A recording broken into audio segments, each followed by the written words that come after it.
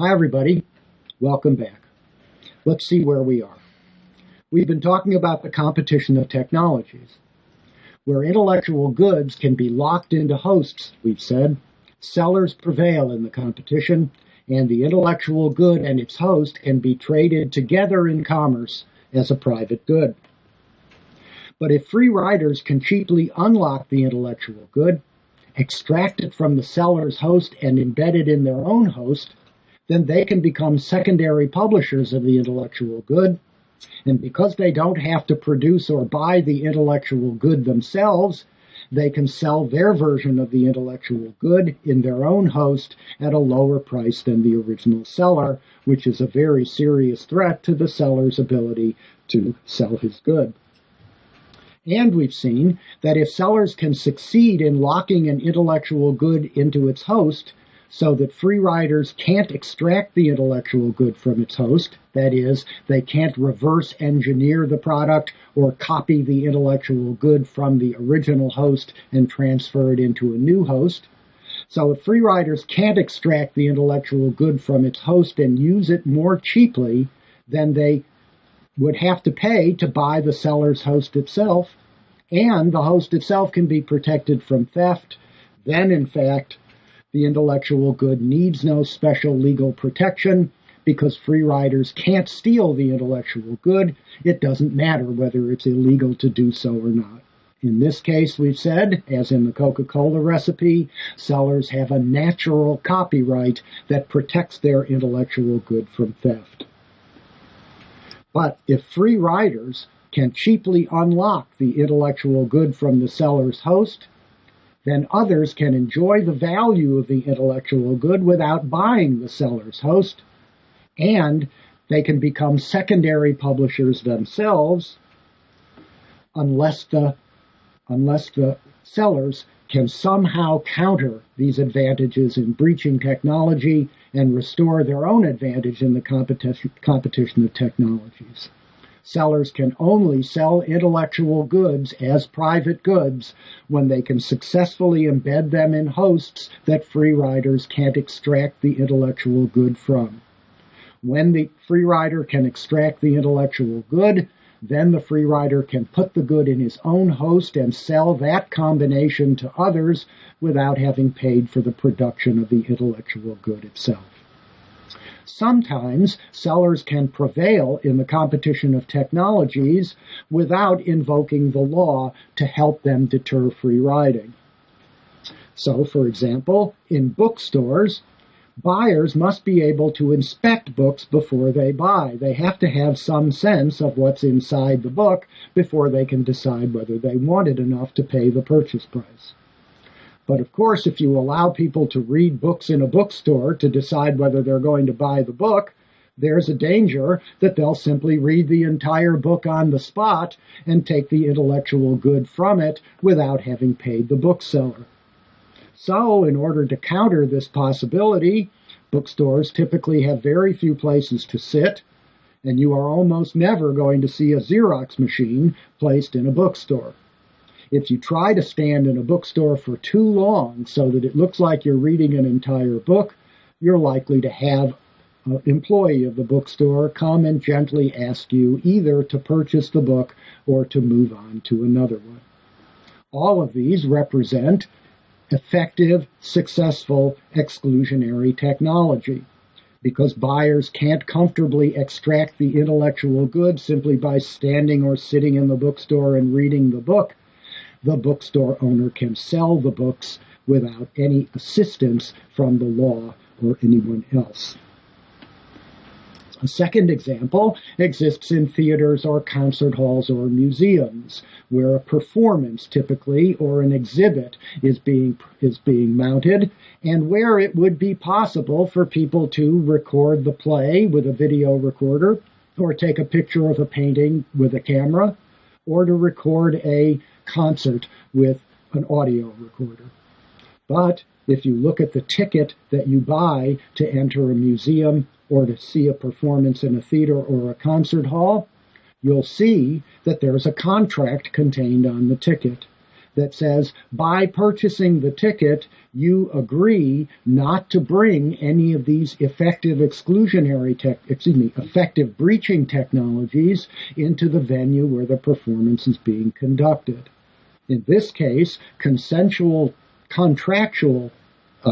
provisions protect the intellectual good, where free riders do in fact have access to what would, without that consensual contractual protection, be an effective breaching mechanism that would enable them to take the value of the play from the theater and produce it elsewhere, as it were.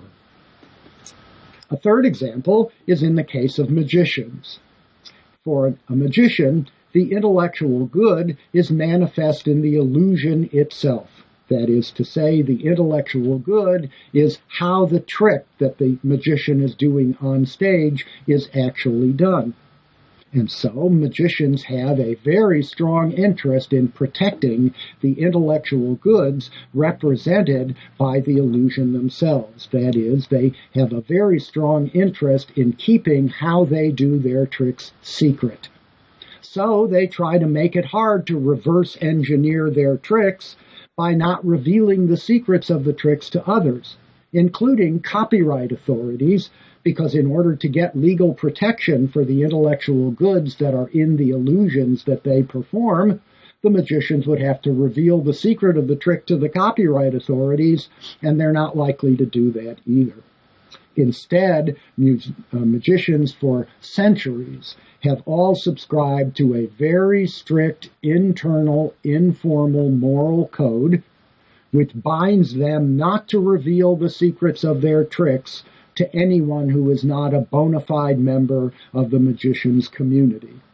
That is, magicians police themselves internally with norms where they have no recourse to the law to help them from preventing free riders from figuring out what their tricks are.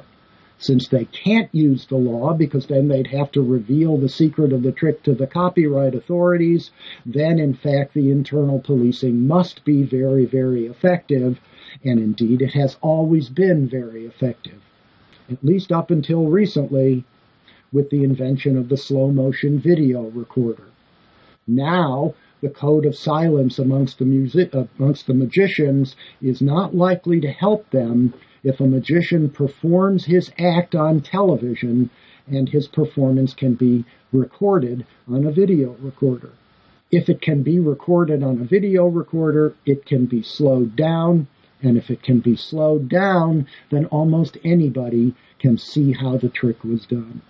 And so the invention of the slow-motion video recorder has been an advance in breaching technology that has severely challenged the magicians and their ability to continue to sell their performances and mystify their audiences in a world where demystification may be as near as the video recorder on the shelf.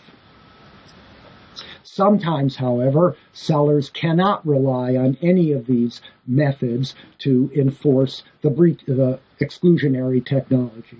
Sometimes free riders have the breaching technology that enables them to enter the channel of exchange, extract the value of the intellectual good, and the seller has no countervailing breaching technology that can stop the free riding. In such a case, if markets for intellectual goods are to exist at all, that is, if the incentives to produce and publish intellectual goods are to be preserved, then sellers must rely on some ancillary legal technology which will be effective in stopping free riders from breaching the channel of exchange and extracting the value of their intellectual good. That legal technology has, for hundreds of years, gone under the name of copyright.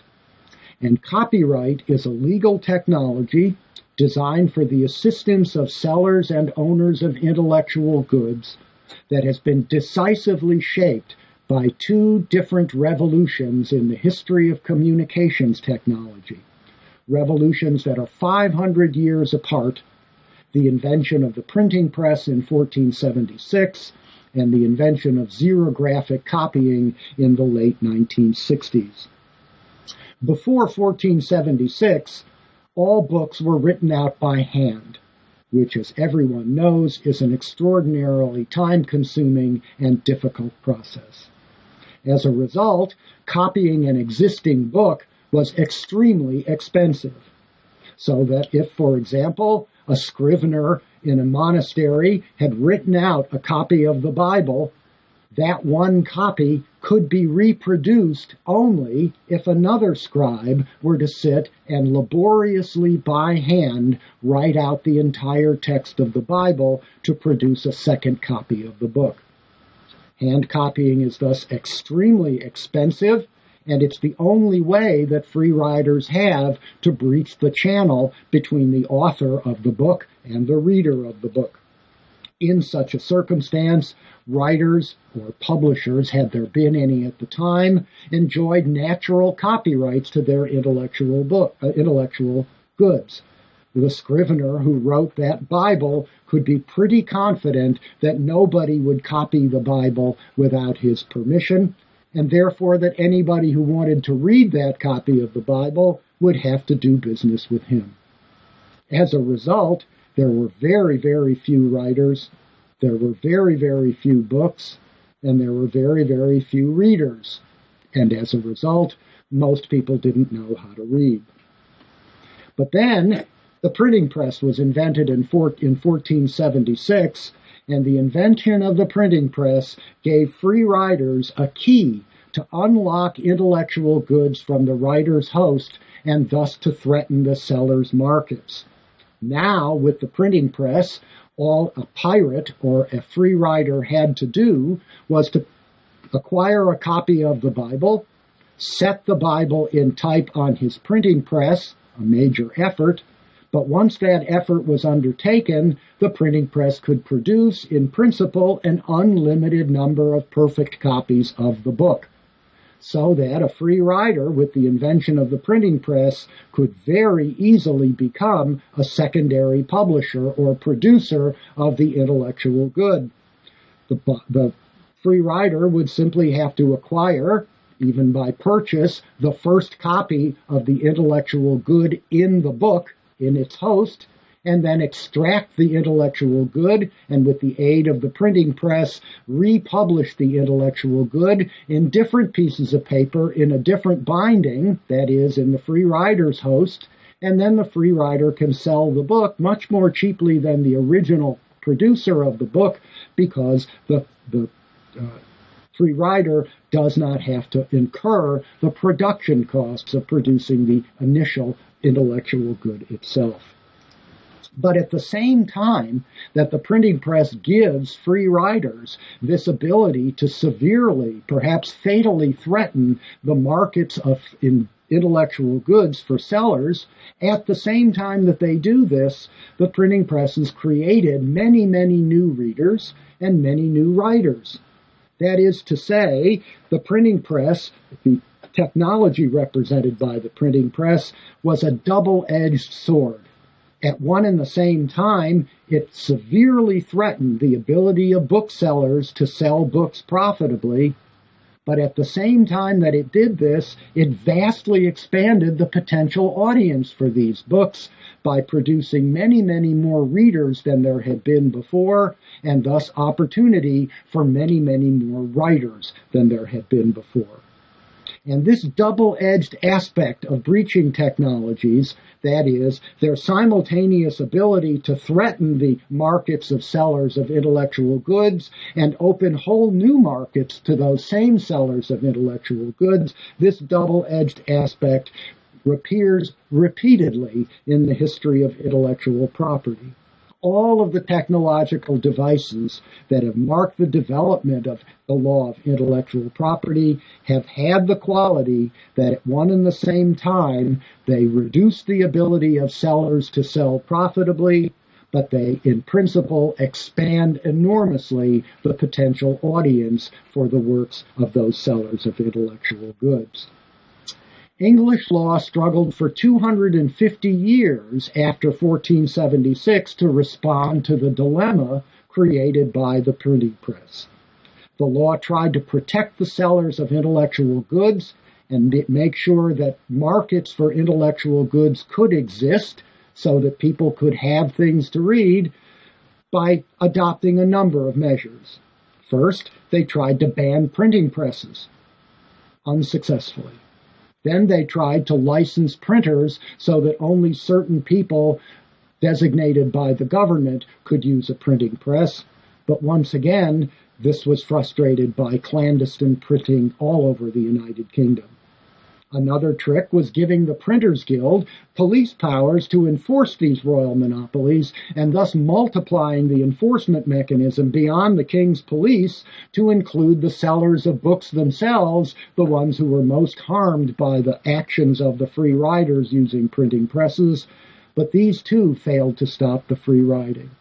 No effective way to counter the breaching technology represented by the printing press was available for the first quarter of a millennium after the invention of the printing press, until in 1709 the Parliament settled on what was called the Statute of 8 Anne that established the first modern version of copyright.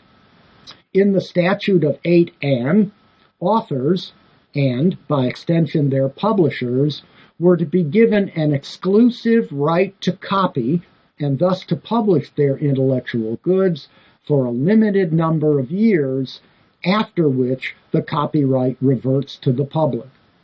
Notice how this works.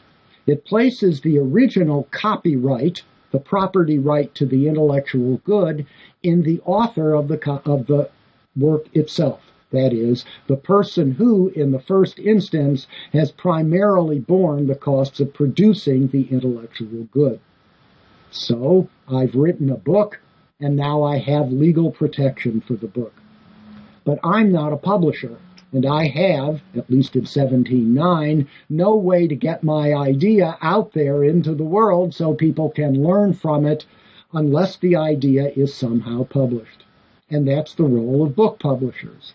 And the way in which the book publishing trade evolved after 1709 was that authors would acquire the copyright to their own intellectual good, and then they would trade the copyright to that intellectual good to the publisher in exchange for the publisher's services in publishing the book and making it available to other people.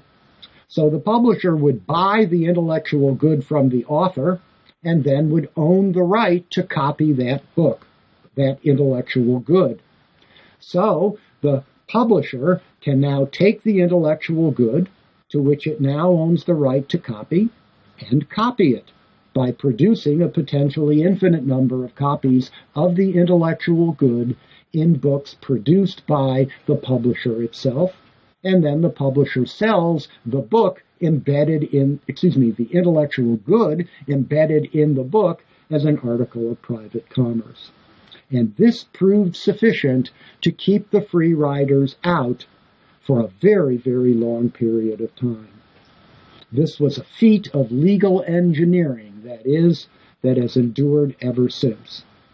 But as we'll see, the second revolution in communications technology, the introduction of xerography in the 20th century, once again changed the balance of power in the competition of technologies and gravely threatened the ability of producers and sellers of intellectual goods to market their products profitably. And we'll talk about that next.